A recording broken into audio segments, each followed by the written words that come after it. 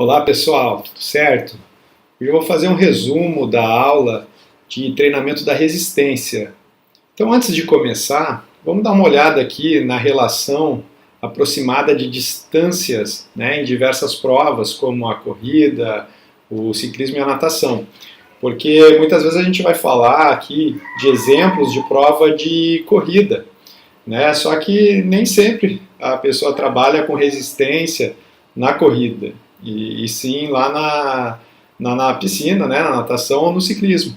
Então, quando a gente fala, por exemplo, de tiros de 100 metros numa corrida, isso equivale lá a tiros de 25 metros na natação. Essa proporção é de 4:1. Se eu estou falando de tiros de 400 metros na corrida, são tiros então de 100 metros na natação.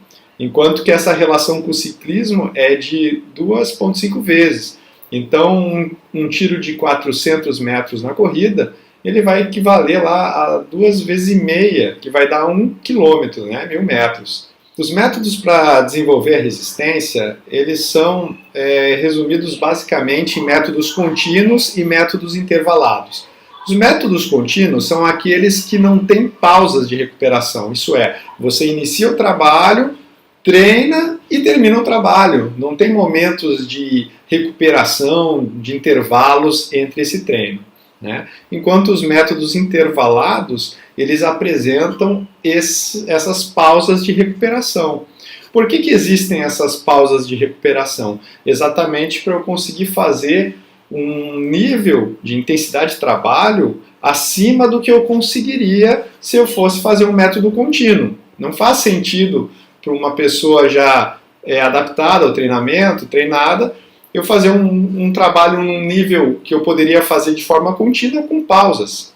Se eu preciso de pausas é porque eu não tenho condições de manter aquela intensidade de trabalho. Então o trabalho intervalado ele fica muitas vezes acima do limiar anaeróbio. E é por isso que eu preciso de pausas de recuperação. Essas recuperações elas são pausas incompletas. Então, de um esforço, de um tiro, de uma repetição para outra, vai aí um déficit. Então, a cada repetição, a cada tiro, o atleta ele fica mais desgastado. Mas essa é a intenção do trabalho de resistência. Se fosse um intervalado de potência, aí eu faria pausas completas de recuperação, otimizando a recuperação total para fazer esforços de alta qualidade. Mas o meu objetivo é exigir em resistência do atleta. Então essas pausas no intervalado elas são pausas incompletas de recuperação. Então aqui eu tenho os métodos contínuos de treinamento e os métodos intervalados, dos quais eu vou falar um pouco de cada. Os métodos contínuos, o uniforme é aquele que ele é fixo. Então ele não tem alterações de velocidade durante o treino. Por exemplo, eu vou correr meia hora a 10 km por hora. Então, eu começo o treino e termino o treino correndo a 10 km por hora. Ele é uniforme. Okay? Então, dentro dessas propostas de treinamento contínuo uniforme, temos a proposta de trabalho lento, um trabalho mais leve, mais fácil, um trabalho médio, moderado e um trabalho mais intenso, mais rápido. Então, esse mais rápido ele vai se aproximar mais do limiar anaeróbio, porque ele vai ficar no campo aeróbio de trabalho, senão eu não consigo fazer isso prolongado. E o treino é mais curto, mas esse trabalho lento ele tem, então, um foco mais regenerativo. A gente percebe aqui que o método é um método regenerativo, que busca o condicionamento específico das fibras do tipo 1. Então, as fibras do tipo 2 são fibras de contração rápida, de potência, elas são exigidas lá nos métodos mais intensos. Nesse método, não. Esse é um método que trabalha mais especificamente aí as fibras oxidativas. Então, ele busca melhorar a circulação periférica, melhorar a utilização de ácidos graxos. A frequência cardíaca ela vai ser, então, menor com esse treinamento em repouso e em esforço. Esse tipo de método, como ele é fácil de execução, ele dura mais tempo. Então ele tem menos intensidade, ele tem mais volume.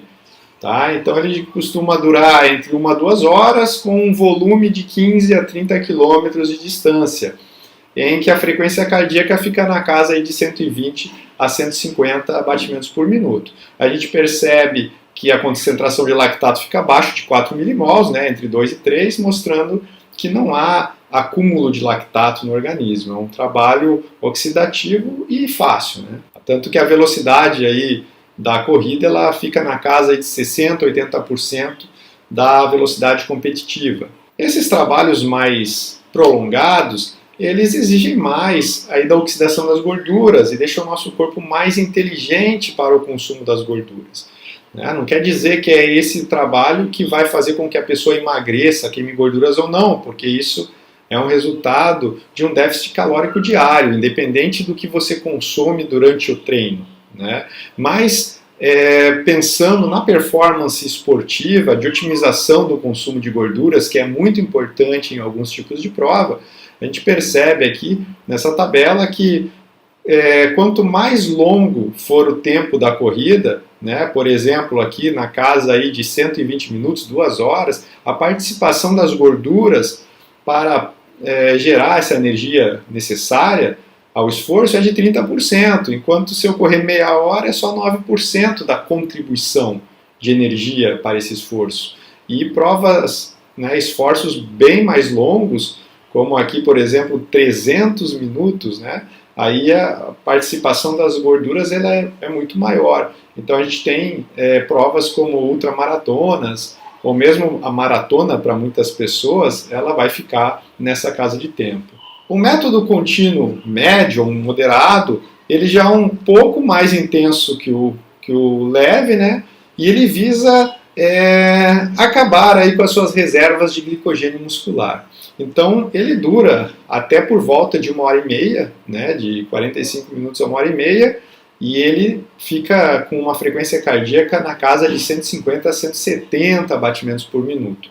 Objetivo: desenvolver a potência aeróbia, esgotar as reservas de glicogênio, e isso tem que ter bastante atenção para evitar o overtraining, porque esse tipo de trabalho ele esgota o atleta, e se ele não tiver uma recuperação adequada para um próximo estímulo desse, ele pode começar a apresentar aí, declínio na sua performance. Esses métodos, quando vão aumentando a intensidade do trabalho, eles obviamente necessitam de mais carboidratos para essa velocidade de corrida.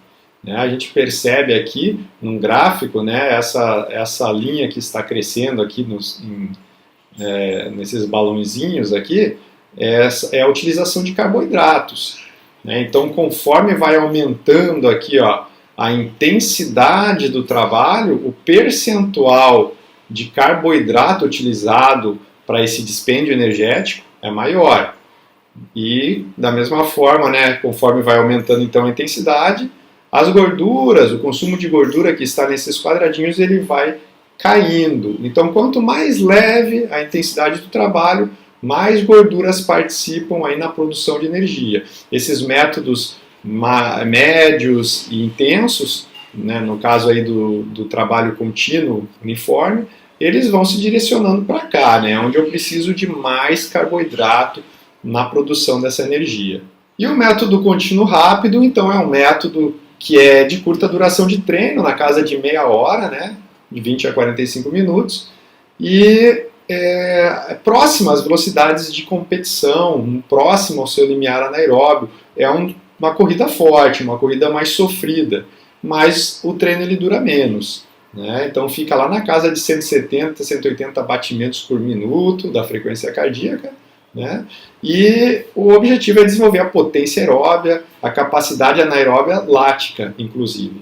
Então esse método faz com que você aumente seus depósitos de glicogênio, aumenta o seu limiar anaeróbio, a capacidade de eliminação de lactato e hipertrofia do músculo cardíaco. Nesse gráfico a gente percebe que conforme um treinamento ele parte de uma intensidade menor para uma intensidade maior, o foco é diferente. Então, por exemplo, no metabolismo lipídico, se o meu foco é otimizar a minha utilização de gorduras, eu preciso fazer intensidades mais leves. No momento que eu vou para as intensidades médias, intensas, o metabolismo lipídico ele vai perdendo foco, porque eu preciso, como eu mostrei anteriormente, de carboidratos para essa intensidade de trabalho. Tanto que o metabolismo glicolítico, que é a glicólise, é a quebra do carboidrato, né, da glicose, ele vai crescendo conforme a intensidade da modalidade, da atividade.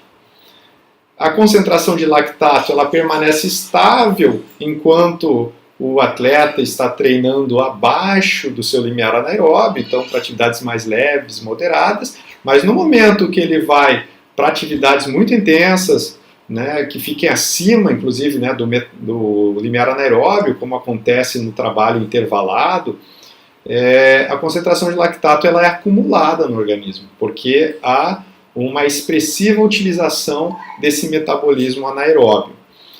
E a potência ela tem uma relação linear com a intensidade do trabalho. Quanto mais intenso o trabalho, maior o foco na potência do atleta.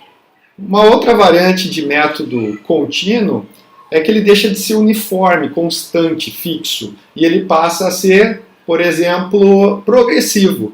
Então, nesse caso, o atleta começa treinando com baixas intensidades, um trabalho mais fácil, e vai aumentando progressivamente, passando para intensidades médias, moderadas, né, e para intensidades mais intensas até o final do seu treino.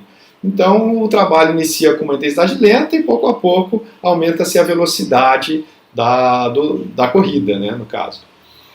Trabalho contínuo em que numa mesma sessão são utilizados então ritmos lentos, médios e rápidos. E esse treino aí costuma durar de perto de 1 hora, né, de 40 a 50 minutos. E esses aumentos na velocidade da corrida, da intensidade do trabalho, podem ocorrer a cada 500 metros, a cada 1 quilômetro, ou cada 2 quilômetros. E um método bem interessante, que é contínuo, mas ele é variado. Então algumas pessoas confundem esse método com um trabalho intervalado, porque você tem alterações na intensidade do trabalho, mas ele não é intervalado, ele não tem intervalos de recuperação. Ele tem intensidades variadas, mas ele é contínuo, porque o atleta começa e termina, sem pausas. É um método fartlek. Então o método contínuo fartlek é um método variado. Há uma modificação constante da intensidade do esforço ao longo da aplicação de uma carga de treinamento. Então, a gente percebe aqui, né, que antigamente as pessoas, os atletas, a correrem na rua, subindo e descendo morros, eles naturalmente faziam fartlek. Tinha uma subida, ficava bem difícil o trabalho, aí a descida, dependendo da descida, né, ficava mais leve e ele podia se recuperar um pouco. Então esse tipo de trabalho, ele também tem algumas incursões lá no metabolismo anaeróbio, mas não fica muito tempo ali, senão o atleta vai desistir do treino, não vai conseguir manter aquela intensidade. Então ele vai um pouquinho para o anaeróbio, ele volta para o aeróbio e ele fica ali fazendo intensidades variadas, né? Então, por exemplo, o cara começa correndo a 8, 9 km por hora e vai lá para 12, volta para 10, vai lá para 15, volta para 12, vai para 13, vai para 14, volta para 9, e assim vai variando, mas isso tudo é programado, né? Você pode fazer isso numa esteira, com tempos, distâncias, velocidades programadas, mas é um método contínuo, como eu falei, então, de intensidades variadas. E os métodos intervalados. Esses métodos, então, eles possuem essa pausa de recuperação, que é uma recuperação que ela não é completa, né, porque o objetivo é desenvolver, nesse caso, a resistência do atleta, e é preciso planejar, então, para esse treinamento, quantas repetições, né, quantos tiros esse atleta vai dar, qual que é a distância que ele vai percorrer em cada estímulo desse, os intervalos que vão ter, né, as pausas de recuperação que ele vai ter, qual que é o tempo desses intervalos e a velocidade de corrida, né, em quanto tempo que ele vai completar cada metragem, cada percurso. Então esses dois primeiros fatores, né, o número de repetições e a distância percorrida, eles estão relacionados com o volume do treino, enquanto que os intervalos de recuperação e a velocidade de corrida estão relacionados com a intensidade desse trabalho. Então, quanto menos tempo para descansar esse atleta tem entre os tiros, mais intenso, né, mais denso vai ficar o treino. Né, e vem aí uma outra variável que é a densidade de treino. Então, um treino mais denso, com mais velocidade nos tiros, é um treino mais intenso. Né? Então, o volume e a intensidade eles determinam a carga que o meu atleta está recebendo. Essa carga é chamada então de carga externa, porque eu posso aplicar ela a diversos atletas ao mesmo tempo. Mas cada atleta vai responder de uma forma. Para alguns talvez seja até um pouco fácil aquele estímulo, para uns extremamente difícil.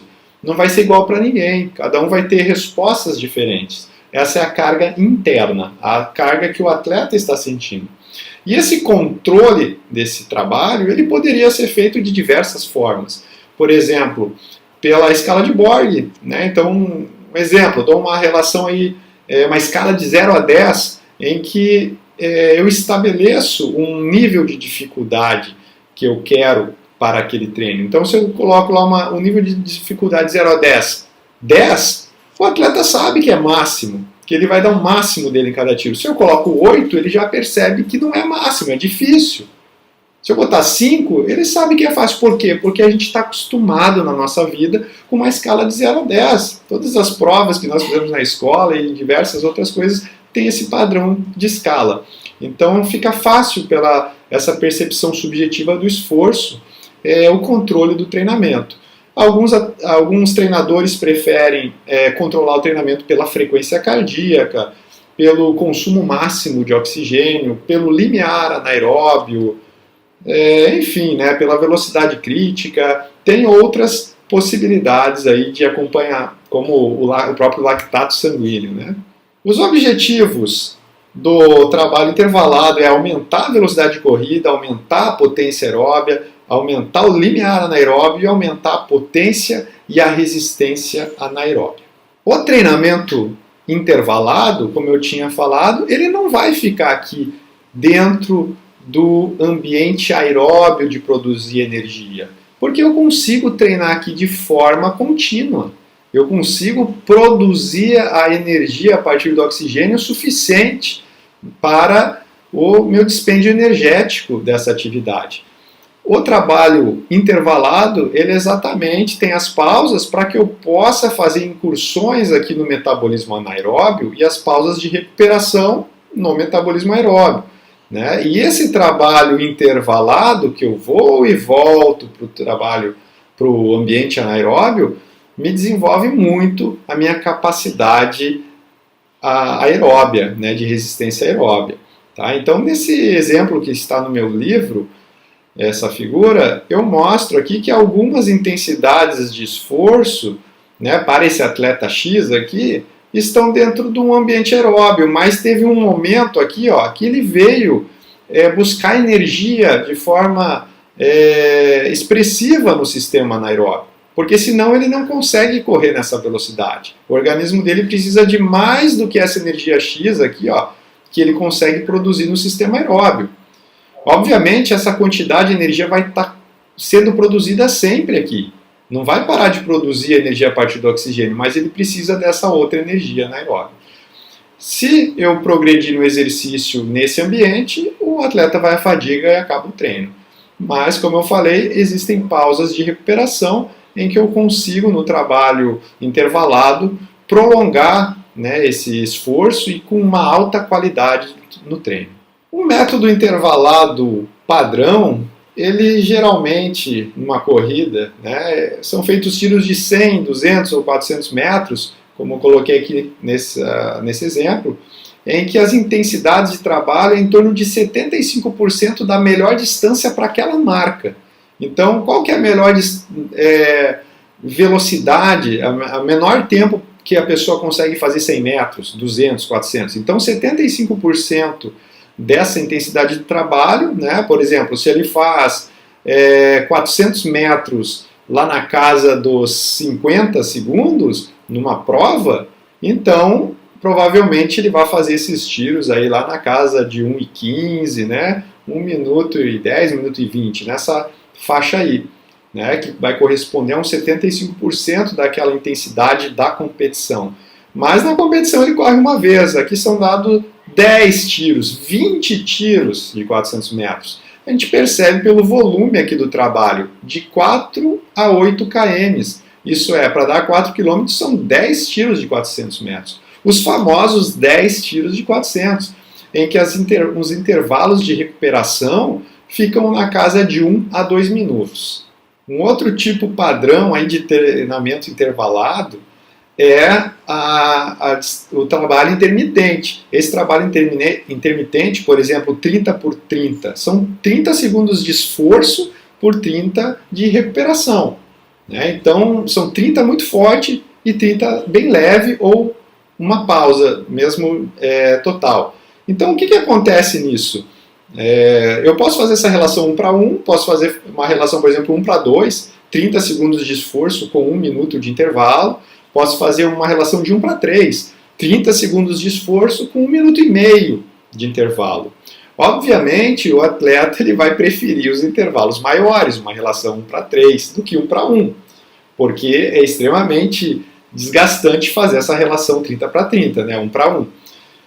Isso daqui é base para o moderno, né, que é extremamente antigo já, HIIT, né, o trabalho intervalado aí de alta intensidade, treino intervalado de alta intensidade. Então essa é a base, de você dar um esforço bem intenso e em seguida uma recuperação proporcional, de 1 para 1, para 2, 1 para 3. E esse trabalho então é chamado de treinamento intermitente. E obviamente as pausas elas são também completas de recuperação. Se eu fizer esse trabalho intermitente com tempos inferiores a 10 segundos, né, ou com pausas completas de recuperação, aí ele perde a finalidade do trabalho de resistência, porque ele vira um trabalho de potência, porque aí eu deixo de exigir do atleta em resistência, porque os esforços eles são muito curtos no campo do sistema ATP-PC e as recuperações de 3, 4, 5 minutos são completas. Então o trabalho é de alta qualidade, né? Isso eu quero para um atleta de 100 metros rasos, não para um atleta fundista. Então quando eu faço esse tipo de trabalho para atletas de resistência, a partir aí de 400 metros rasos, a prova dele, os trabalhos eles buscam pausas incompletas, né? E buscam um trabalho mais prolongado. Tá? Então, tiros muito curtos. O atleta de 100 metros rasos faz tiros de 5 segundos, né? Ele faz pausas mais longas. O objetivo é a potência. E concluindo, nós temos algumas variantes desses métodos intervalados também. Né? Eu posso fazer tiros de intensidade e volumes crescentes. Por exemplo, eu faço um tiro com distâncias crescentes, 200 metros, depois do intervalo são 300, 400, 500, 600, ou decrescentes, começar com um tiro mais longo, de 1 km, aí depois um tiro de 800, um tiro de 600, um tiro de 400. Piramidal, né, que vai subindo as distâncias e depois vão descendo. Ou esse aqui que é bem interessante, que ele é um alternado, né? Veja bem, isso daqui não é um fartlek. Fartlek é um método contínuo. Ele é um método intervalado. Eu tenho pausas entre cada estímulo desse. Então o atleta ele dá um tiro de 200 metros. Então se esse atleta ele corre 200 metros para 30 segundos, ele faz uma pausa.